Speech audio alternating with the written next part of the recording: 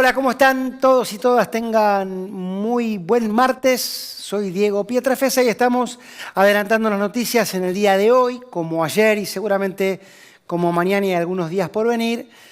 Un tema que ustedes dirán, bueno, ¿por qué hablan de esto? Bueno, porque cuando hablamos del crimen de Fernando Báez Sosa, estamos hablando de todos nosotros. No estamos hablando solamente de un hecho policial, ni siquiera estamos hablando de un juicio. Estamos hablando de algo que nos define por lo que tenemos y seguramente y tristemente por lo que tenemos de malo. Por eso es un tema que nos ocupa y que nos preocupa. Después de compartir con nuestros anunciantes, empieza el programa.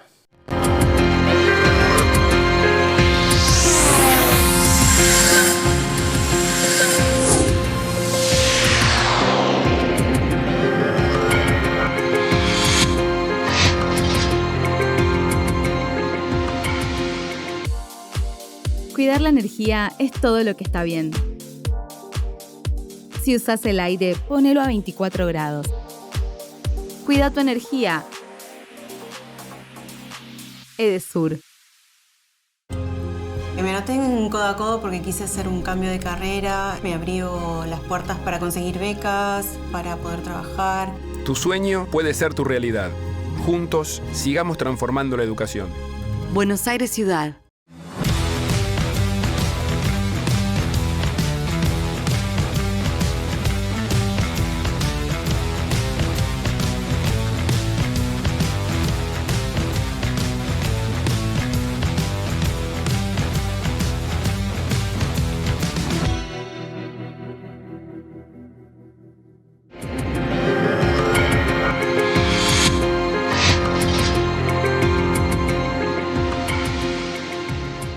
Y como lo anticipábamos en nuestro comentario inicial, es muy difícil escapar de un tema, de una historia que en el día de ayer y en realidad desde hace varios años ya viene ocupando por características que intentaremos desentramar el centro indiscutible de la opinión pública y la vida de todos nosotros también, nuestros comentarios en nuestras casas, en nuestras familias, con nuestros amigos, que tiene que ver con el crimen de Fernando y ahora ya con la sentencia. Así que recibimos al doctor Rafael Cunio Libarona. Hola Rafael, ¿cómo estás? Buenos días.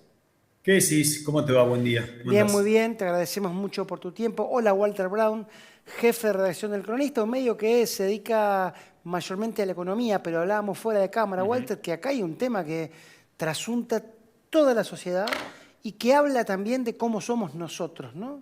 Tiene que ver con lo social, tiene que ver con cómo nosotros vivimos, con cómo nos criamos, con cómo llevamos tiempos difíciles o tiempos menos difíciles en nuestro país, cómo actuamos como familia en relación con nuestros hijos, la educación. Bueno, hay tantas aristas que uno tiene que observar cuando atiende un tema tan delicado como es el de la muerte de una persona en una riña en la calle, con jóvenes, con todo lo que tiene que ver con el desarrollo que tenemos cada uno como habitantes de este país, ¿no? Cómo nos comportamos ante una situación así y qué nos lleva a ese tipo de reacción.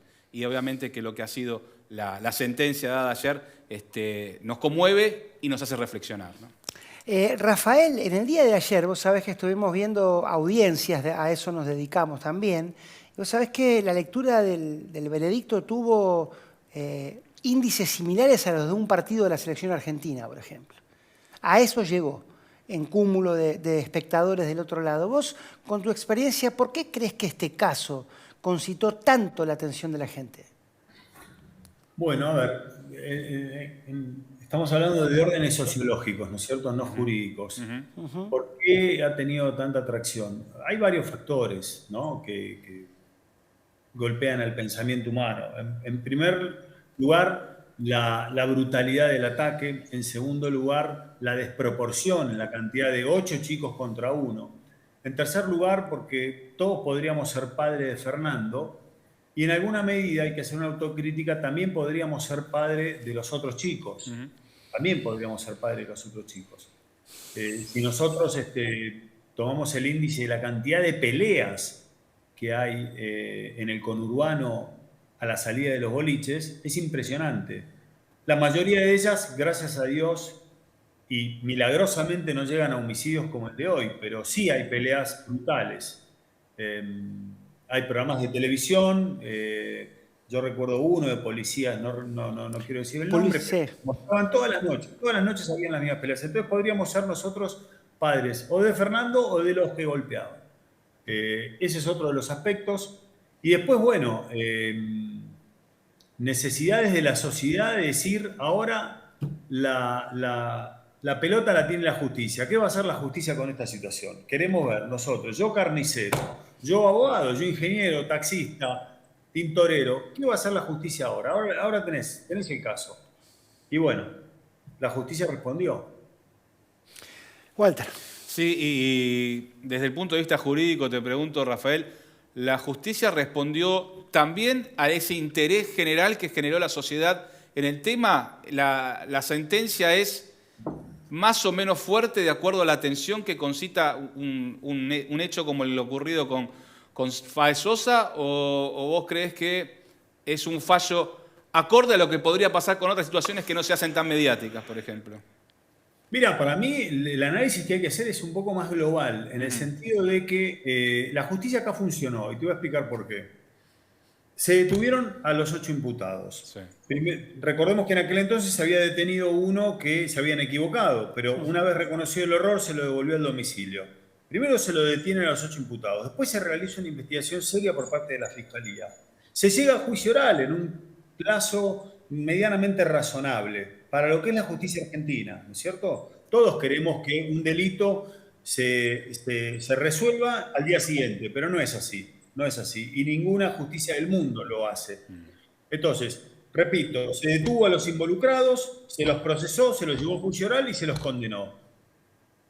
Si tu pregunta iba estrictamente vinculada a la condena, bueno, pero todo el proceso anterior sirvió y ahí hubo una respuesta de parte de la justicia. Con relación a tu pregunta, que es sobre la condena, a mí me parece que es una buena condena, en el sentido que, sin haber leído las 100, 200 páginas que habrá escrito la jueza, ella debe haber tomado el caso como homicidio agravado por la alevosía y dicta la prisión perpetua para 5 de los imputados y a los otros 3 los imputa en la calidad de partícipe necesarios y por eso les da una pena menor. Es decir, se tomó el trabajo también de graduar las responsabilidades penales en base a la graduación de los comportamientos punibles relacionados con el hecho. Si uno lo empuja es una cosa, si otro lo patea es otra cosa, si le pega una trompada es otra y si le pega una patada en la cabeza es otra. Hizo una ponderación del lugar, hizo una ponderación de lo que cada uno hizo, Así que me parece, yo le doy la derecha a la jueza. A mí me gustó. Rafael, ¿y qué opinás desde tu punto de vista de abogado penalista? Vos habrás estado, no te quiero adivinar, pero centenares de juicios seguramente presente y te habrá tocado estar de todos los lados, digamos, de un acto judicial. ¿Qué opinás de esta frase que se hizo masiva, es si no es perpetua no es justicia? ¿Y por qué te pregunto esto? Porque por lo menos lo que yo creo y lo que yo opino es que es un mensaje que es un poco peligroso porque daría la sensación, depende de quién sea el acusado y depende de quién sea la víctima, que ciertas condenas solo debieran tener un solo desenlace. Y creo yo, a vos que estuviste en un proceso penal, más de uno seguramente, puede ser algo que no está bueno, digo. Al momento de volverse un hecho, se tiene que tomar las pruebas o pesarlas y decidir solamente por eso la culpabilidad o la inocencia. Pero acá el que sabe sos vos y por eso te pregunto. Mirá, que la sociedad tenga el mensaje de que si no es prisión perpetua no es justicia, no es una falta de la sociedad, sino es una falta de los que transmiten ese mensaje a la sociedad. Es decir, la culpa no la tiene el chancho, sino el que le da de comer. La sociedad escucha, y escucha lo que quiere escuchar en base a discursos demagogos, de abogados, que no hacen más que confundir. Porque la justicia es ser justo, no es ser ni bueno ni malo, es ser justo. Nadie va a devolver la vida a Fernando, ni siquiera las 8 prisiones perpetuas. Ni siquiera si le hubiesen dado 20 años a cada uno, o 15, nada. Fue una carnicería. Fue un desastre lo que hicieron esos chicos. Esos chicos no entendieron nada de lo que son los valores del rugby. Pero no por eso hay que confundir justicia con castigo. La justicia es justa, no es castigo. Son dos cosas diferentes. Walter. Sí, para que puedan entendernos quienes están del otro lado, te pregunto, Rafael, en este caso, ¿qué implica una condena a cadena perpetua en cuanto al cumplimiento efectivo? ¿Y cómo continúa este proceso judicial? Porque hemos escuchado a Fernando Burlando, el abogado de la familia Báez Sosa, pidiendo una nueva instancia en función de aquellos 3 partícipes secundarios que obviamente no recibieron la misma condena, ¿no? Mira, cadena perpetua es la máxima pena que se le puede dar a una persona por un delito. En ese sentido, debería estar satisfecha, repito, en términos judiciales, porque ojalá esto nunca hubiese existido. Nada le va a devolver la vida a Fernando, lamentablemente. Y respecto de los otros 3, podrá apelar el abogado de la querella, podrá apelar también la fiscalía, pero me parece que hay que ver primero, antes de hablar, cuál es el análisis verdadero que hizo la jueza con relación a la autoría, coautoría y participación. Creo yo que es una condena dura, Muy pocos casos conozco de semejante cuantía de pena. Yo coincido, porque yo tenía en mi cabeza un análisis muy similar, que es el de cadena perpetua, pero para 1 o para 2. Acá tenemos cadena perpetua para 5 de los 8. Podrán recurrir, por supuesto, tienen todo el derecho del mundo a hacerlo, porque el sistema judicial es ese, se basa sobre los derechos de las partes. Como así también va a poder recurrir en apelación el abogado de los imputados, el abogado defensor. Sí, yo creo que fue un buen resultado para la familia de Fernando esto. Lo digo en serio, porque conozco otros casos que pudieron haber sido similares y pudieron haber existido absoluciones. O en el caso concretamente, la jueza pudo haber recurrido al delito de homicidio en agresión, que es una pena máxima de 6 años, porque no estaba científicamente acreditado cuál fue el golpe que produjo la muerte. O sea que en la balanza, en líneas generales, la familia de Fernando, repito, nada va a satisfacer, son momentos de mucho dolor y hay que hablar con mucha prudencia, pero la familia de Fernando puede estar aliviada en su dolor porque han tenido justicia. Rafael, el mundo ha girado, y esto no es una apreciación por juicio de valor, ni siquiera por gusto, pero ha girado notablemente a expresiones más radicalizadas del sistema político. En Estados Unidos, Brasil recientemente, algunas expresiones en Argentina también. Y esto va siempre de la mano de deseos más punitivistas, ¿no? de más penas, de más castigos. Quería preguntarte, uno escucha en debates como este la frase que esto sirva para que no pase más. Desde el punto de vista de tu experiencia, y por eso es tan valioso que estés allí del otro lado, ¿vos podés decir que cuando pasan casos así, alguien que esta noche vaya a un boliche o mañana vaya a un boliche, antes de tomar toneladas de cerveza y antes de tener la agresividad que ya tiene adentro, va a decir, ojo lo de Fernando, ¿esto termina pasando en el índice delictivo de la historia criminal?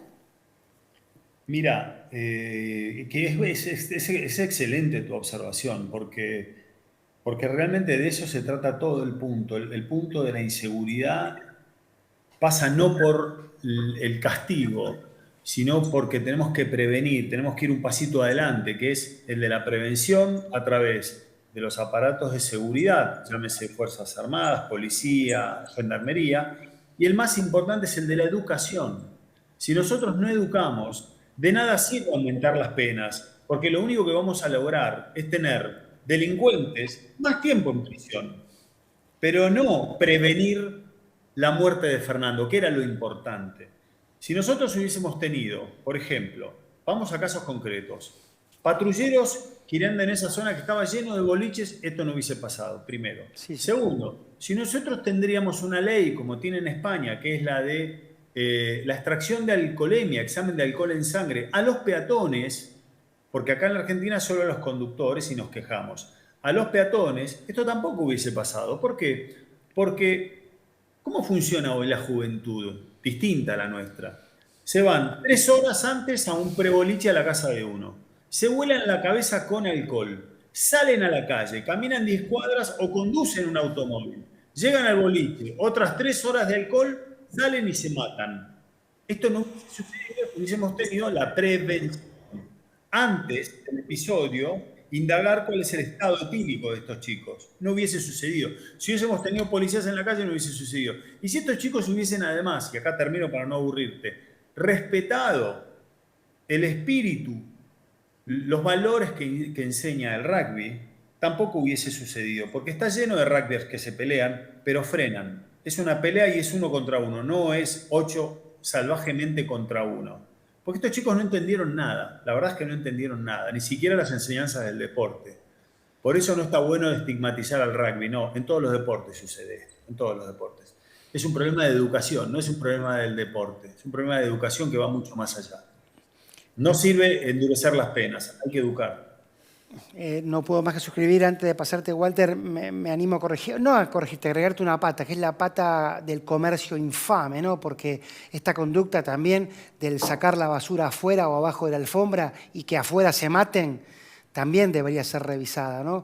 Yo escuchábamos, Walter, en el juicio, cierta tristeza, quién sabe si a esta altura honesta, de patovicas, como se los llama, que en realidad cuando ocurría todo, lejos de estar compadecidos de la persona que estaba siendo atacada o a punto de ser atacada, los sacaron afuera, como pasa siempre, y que se arreglen afuera, ¿no? Eso también habría que revisar. Sí, y cómo actuamos como sociedad también aquellos que estaban afuera filmando y mirando lo que estaba pasando, ¿no? Sí. Ese es un tema que también hace a la educación, que señalaba bien Rafael, y que tiene que ver con, bueno, cómo miramos hacia adelante para que esto no vuelva a ocurrir. Cómo actuamos tanto aquellos profesionales que están de patovicas, en este caso, de seguridad, en un boliche, como aquellos que están en la calle viendo lo que está pasando, ¿no? La verdad, Mirá, es algo para reflexionar. Acá ustedes están dando con un punto que para mí es fundamental y se tienen que revertir a través de políticas criminales. En el caso Cromañón, sí. Omar Yaván, 20 años de prisión, finalmente se la bajaron a 8, igual que a los demás imputados, no tiró la bengala. Él no tiró la bengala y sin embargo fue preso. ¿Eso por qué? Porque se le adjudicó un deber de evitabilidad del resultado. Podría hablar 4 horas de esto, pero no voy a ser aburrido. Un deber de evitabilidad. Misma situación, les pregunto a ustedes y a los oyentes, ¿no le cabría a los que son patovicas y tener ellos un deber de evitabilidad? Que son entrenados, que son grandotes, que son mucho más musculosos que los imputados y podrían haberse parado con cuatro golpes nomás. Basta, esto se acabó. ¿Había un deber de evitabilidad de parte de ellos? Bueno, les dejo el interrogatorio porque estos se llaman delitos de comisión por omisión. En Europa están con mucha gimnasia esta situación. En la Argentina evidentemente no. Pero yo les aseguro que si a todos, además de la ley de alcoholemia en sangre a los peatones, ponemos un deber de evitabilidad del resultado lesivo hacia los patovicas, esto no hubiese sucedido, porque no los largarían con tanto desprecio a la calle para que se maten. El desprecio por la vida, ¿no? Es que hablábamos también, Walter, antes de comenzar. Te hago la última, Rafael, para liberarte. Escuchábamos tu celular, debes estar con justicia requerido por otros medios, así que te volvemos a agradecer tu tiempo con nosotros. Quería, para cerrar, insisto, preguntarte según tu óptica, ¿cómo ves que la justicia puede colaborar en esta educación o en esta sociedad mejor que necesitamos? ¿Cómo ves que incluso el mundo de los abogados puede estar del lado de una sociedad mejor y no con estos tumbos, ¿no? Que parece... De los periodistas ni te pregunto porque te lo digo yo antes que nada, somos también responsables de este mensaje de violencia y de desprecio por la vida. Pero digo, ustedes, tanto sea del lado de la justicia o del lado de la parte de derecho, ¿cómo podemos estar un poquito mejor? Para mí, quienes deben estar mejor es el Poder Judicial. Y en ese sentido, El Poder Judicial, el Ministerio Público Fiscal, las defensorías, esos operadores del derecho tienen que tener más apoyo del gobierno en términos de más empleados, más preparación judicial, mucho más infraestructura. Ellos siguen teniendo la misma infraestructura que hace 80, 90 años atrás, cuando cada juzgado tenía 200 causas. Hoy algunos juzgados tienen más de 2.000 causas. No tengan ninguna duda que este tribunal oral, así como también el juzgado que intervino, se resintió mucho laboralmente con este caso. Entonces, de alguna manera, para hacer frente a este caso y brindar justicia, tuvo que desatender otros casos porque no tienen la cantidad de empleados que necesariamente deberían tener. Entonces, como sociedad, podemos ayudar en el respeto a las instituciones, como parte de la sociedad, y como abogado también. Ahora, lo que necesitamos es que el Poder Judicial tenga más apoyo del gobierno, que le dé más estructura. No puede ser que tenga la misma cantidad de empleados que hace 100 años. No puede ser. Un juzgado federal que tiene la causa de, por ejemplo, la ruta del dinero K, que tiene la causa de Lázaro Báez, y no estoy hablando de política, sino que estoy hablando de complejidad de causas. Sí, magnitud de causas. ¿Cómo hace con 5 empleados, cómo hace un juez con 5 empleados para destrabar lo que sucedió en La Rosadita cuando tiene 5 empleados y tiene 2.000 causas más de otros temas de corrupción, ¿no es cierto? No es que tiene un solo caso. Entonces, el Poder Judicial necesita estructura y la sociedad necesita que el Poder Judicial, acá te doy vuelta a la tuerca, aumente las horas de trabajo. No puede ser que el Poder Judicial cierre a las 13:30 o 15 horas. No, es inaudito, porque el taxista, vos, yo, el psicólogo, el odontólogo, todos trabajan mínimo hasta las 19 horas. Entonces, tenemos un mes y medio de feria judicial. ¿Cuándo se ha visto eso, señores? Mira que yo tengo muchos amigos jueces y fiscales y tengo mucho respeto por eso, pero el sistema está mal, el sistema está mal. El sistema está muy mal. Clarísimo, Rafael. Creo, Walter, nada más para agregar. Absolutamente. Me parece importante poder escuchar estas voces y entender dónde tenemos los problemas para poder solucionarlos a futuro, ¿no? Y además, Rafael, esto corre por mi parte con la honestidad que tenés vos de asumir un discurso a contracorriente, a contramano de la manada. Hay que ser también valiente para eso, así que te agradecemos. Lo veo todos los días y tuve el honor de trabajar en el Poder Judicial. A que yo le debo todo. Mi enseñanza fue, y te digo más, mirá las coincidencias, mi enseñanza como persona y como profesional se lo debo al Poder Judicial y al rugby. Y al rugby que me enseñó valores de solidaridad, de cordialidad, de honestidad, un montón de cosas. Ahora, el Poder Judicial necesita más apoyo, pero a la vez trabajar más y tener menos vacaciones. Nada más. Todo dicho, gracias por tu tiempo, nos vemos la próxima. Hasta luego. Hasta luego. Bueno, Walter. Sí, señor. Contundente. Viste que uno a veces tiene entrevistados con los cuales coincide más o menos, de eso se trata también este espacio, pero me parece que me animo a rubricar en líneas generales el mensaje del doctor Cornelio Ibarona, porque bueno, indudablemente, ¿no?, lo que hablábamos también antes, ¿no?, la educación, el respeto y una justicia que esté a tono, ¿no?, claves para que las cosas sin mejoren. duda, con las leyes que necesitan, con la justicia, con la estructura que necesita para actuar, con la aplicación, ¿no?, de esas leyes que se deben en estos casos de manera acelerada, porque también, ¿no?, uno ve a veces juicios que pasan años y nunca se resuelven. Este no ha sido el caso, por suerte, y con una sociedad que tiene que ser más educada, entender más las necesidades también que tiene el prójimo y evitar la confrontación más allá de las dificultades que tenemos día a día, ¿no? Es que estamos hablando de valores, pero ahora, después de la pausa, vamos a hablar de precios. No se vayan.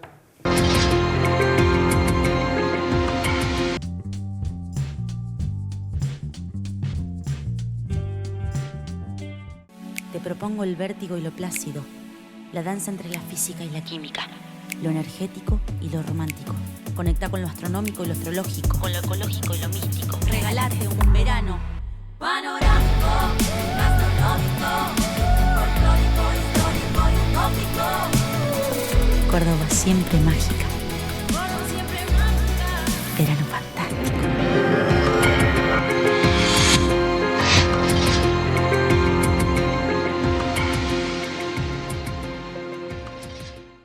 Respiramos hondo de un tema que notablemente nos dejó y nos dejará sin aire por varios días.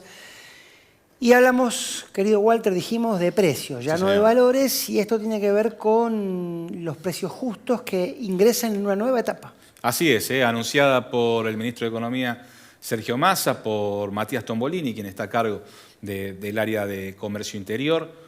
La segunda etapa de precios justos que ingresa a partir del mes de febrero hasta el 30 de junio y que implica avanzar en la cantidad de productos y en la cantidad de empresas que ingresan al programa. 50.000 productos prácticamente son los que ingresan ahora en esta nueva etapa, con más de 480 empresas interviniendo y con un porcentaje de aumento mensual que baja. Recordemos que antes el tope estaba fijado en el 4%, ahora baja al 3,2%. Y una novedad, también ingresa el rubro educativo. ¿Y a qué me refiero con esto? Básicamente a la educación privada, aquellas escuelas, aquellos institutos que reciben subvención del gobierno, bueno, para poder sostenerla no van a tener que aumentar sus cuotas más allá de un 3,55% mensual, algo que se aplica a partir del mes de marzo, desde lo que es el último incremento aceptado por arriba del 16%, 16,8%, lo cual generaría que en el primer semestre esas cuotas no aumentaran en el global más del 30%. ¿Qué se busca con esto? Bajar la inflación, una inflación que aceleró en los últimos meses, lamentablemente, contra el proceso de desinflación que empezábamos a ver con la asunción de Sergio Massa, que había pasado del 7,4% hasta el 4,9%. Luego se estancó ahí, subió un poquito al 5,1% y se espera que para el cierre del mes de enero ese número esté en el orden del 5,4%, 5,5%, lo cual implica una nueva vuelta de tuerca para tratar de reducir la inflación en un año que se viene muy complicado, ¿no? Un año electoral, un año con muchas presiones de diferentes sectores para que el salario no pierda contra el incremento de los precios. Y una paritaria ubicada de prepo por el gobierno, o no sé si de prepo, de buena voluntad en el 60%, que por cómo va la cosa ahora tendría gusto a poco. Sí, vamos a hablar de eso. La semana próxima les prometo traer algunos numeritos para mostrar qué es lo que ha pasado con el salario a lo largo de los últimos años. Muchas gracias por estar con nosotros. Será, si todo sale bien, hasta el martes que viene.